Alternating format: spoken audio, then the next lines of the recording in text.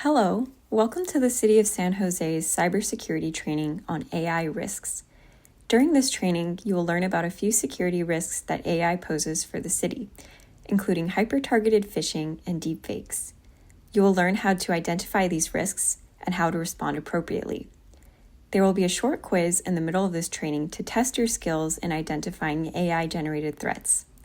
At the end of the training, you'll take a short exam to demonstrate mastery of this module. Advancements in artificial intelligence, or AI, have exploded over the past 10 years.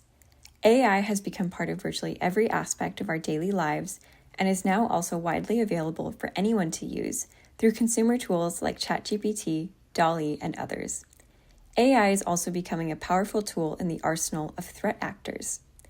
While there are many AI-enabled security threats out there, city staff need to be familiar with two major threats: hyper-powered phishing and malware, and deepfakes.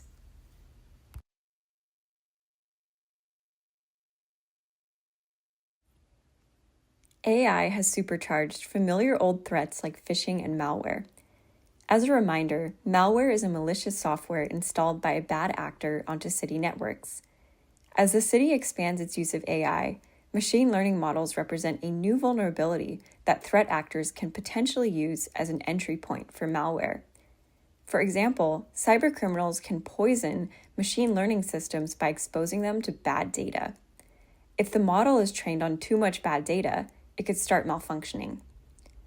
Another familiar threat that has been supercharged by AI is phishing. Phishing is when a bad actor sends fraudulent emails or texts, posing as a reputable source in an effort to steal your personal information, like your credit card info. Gen AI tools like ChatGPT can make traditional phishing attacks via emails and direct messages more realistic by eliminating spelling errors and grammatical mistakes and adopting convincingly professional writing styles.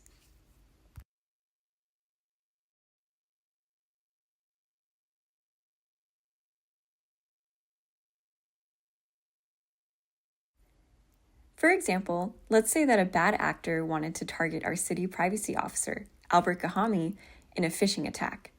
The actor goes to LinkedIn to find basic information about Albert. Using that info, they prompt ChatGPT to write an email that makes them want to click it immediately, acting as a senior executive that has urgent news for Albert. ChatGPT takes that prompt and the LinkedIn bio to write a very convincing phishing email. Like any other phishing email, there's a sense of urgency and some parts are a little vague. But with Gen AI, this email now includes industry-specific jargon and a professional tone that makes this email pretty convincing. As you can see, these tools can definitely be used for nefarious purposes that we need to watch out for.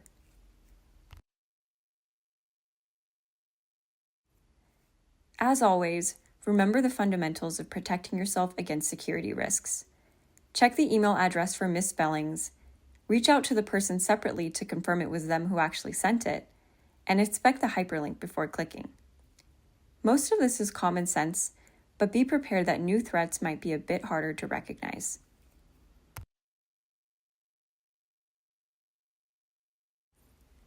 Now, with the advancements in AI, a new threat has surfaced over the past few years: deepfakes. A deepfake is a specific kind of synthetic media where a person is depicted in a manner, scenario, or situation that never actually occurred. It's basically a fake picture, audio, or video. Deepfakes are created using some kind of AI tool.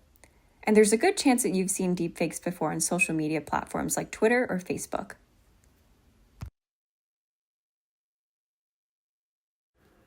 Here's an example of a deepfake where someone manipulated video of Anderson Cooper.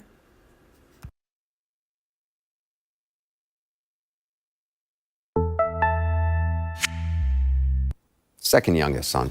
He's suggesting it came out of nowhere. What we subsequently learned is it may have come from the former president or his legal team acting in bad faith. This is a deepfake example of what is possible with powerful computer and editing.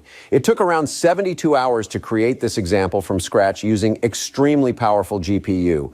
It could be improved with more computing time, but 90% of people cannot tell the difference. A new risk that AI has enabled is voice cloning scams. Cybercriminals are now using AI to clone people's voices and trick their loved ones into disclosing credit card info or other sensitive information. What they do is use a sample of someone's voice. All they need is a short clip, as few as even 3 seconds, and clone it using AI. Then, they call that person's loved one and use that person's cloned voice to act like they just got into a car accident or just got arrested and are calling from jail. They act like they're in major distress and they need your money now to get out of that situation. And it's tough because it tugs at your emotions. You know that it seems fishy, but it sounds just like your parent or your grandkid. The scammers are trying to get you into fight or flight mode and create a sense of urgency. This is a very convincing new type of scam, and it's important you're aware that this could happen to you.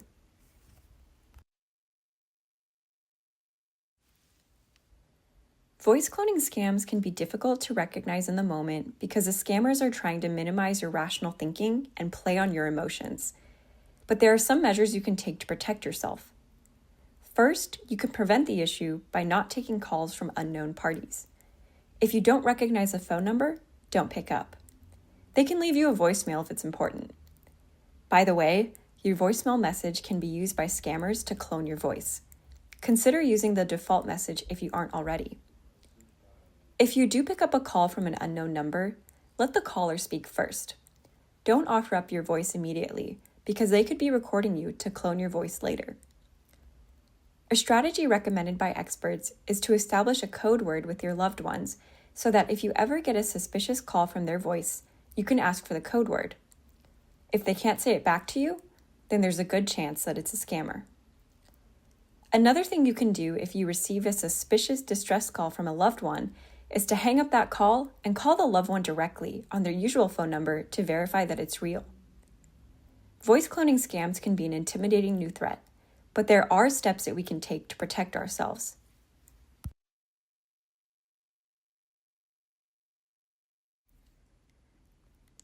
One example of a deepfake that actually went viral on social media last year is this AI-generated image of the Pope in a white puffer Balenciaga jacket. Someone used an image-based Gen AI tool to create this fake picture. The thing is, it looks pretty realistic, especially if you're just scrolling on social media. So a lot of people didn't question whether it was real or not, and it went viral because people thought it was funny or cool for the Pope to be wearing this Balenciaga puffer. But this deepfake actually was a landmark moment in Gen AI because it was so staggeringly realistic and millions of people fell for it. It showed us what Gen AI is capable of and how quickly misinformation can spread online. So, how do deepfakes work? For visual deepfakes, there are 2 main methods. The first method is to use a Gen AI tool and prompt it to create a fake image of someone, usually someone well-known with lots of pictures publicly available online. This is the method that was used to create the Balenciaga Pope image, and it's the method used to generate the deepfake in the bottom left of the screen of Donald Trump. This is another deepfake that went viral on social media recently. Someone created a deepfake of Trump surrounded by Black supporters in an attempt to win over Black voters. This deepfake sparked concern of how deepfakes can be used in politics, especially around elections. Another method for making a deepfake is by taking real images and swapping the face of one person over the face of someone else, or by manipulating facial expression. These can be done using facial recognition technology. The bottom right diagram shows a simplified version of the process that computer scientists use to do this.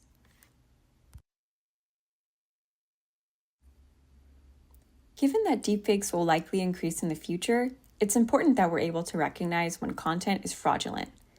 So, how can we do that? Well, first, it starts with critical thinking.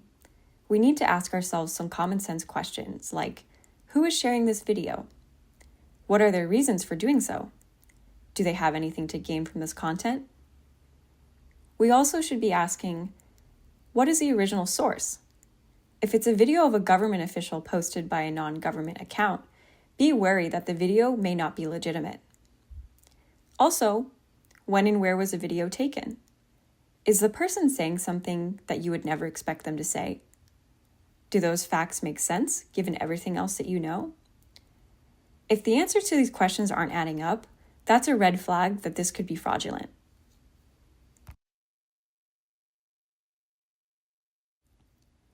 In addition to thinking critically, there are visual cues you can hone in on to recognize deepfakes.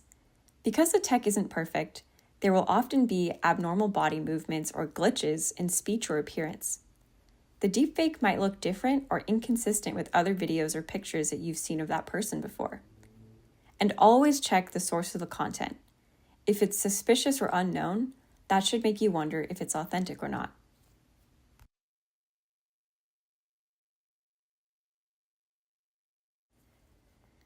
Going back to Balenciaga Pope, although the picture looks super realistic, there are still some clues that it's not actually real. Here are a few flaws. His eyelid looks like it's merging with his glasses, which then flows into its own shadow. His fingers aren't actually closed around the coffee cup that he's carrying. And finally, the crucifix that he's wearing is missing the other half of the chain around his neck. The technology is good, but it's not perfect, so there are almost always visual signs if something is not real.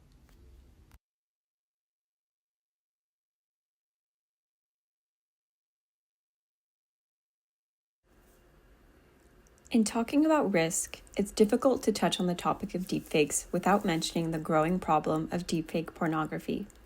Since deepfakes emerged half a decade ago, the technology has consistently been used to abuse and harass, mostly women and others in femme bodies. According to a company that monitors AI-developed synthetic media on the internet, 96% of deepfakes are sexually explicit and feature people who did not consent to the creation of the content. In 2020, California was the first state to pass laws addressing deepfakes, including a law that empowers victims with a private right of action against people who intentionally share or create non-consensual sexually explicit material. Deepfake pornography is an ongoing issue, but there is promise that lawmakers will continue to address this issue in the near future to protect people from its harms.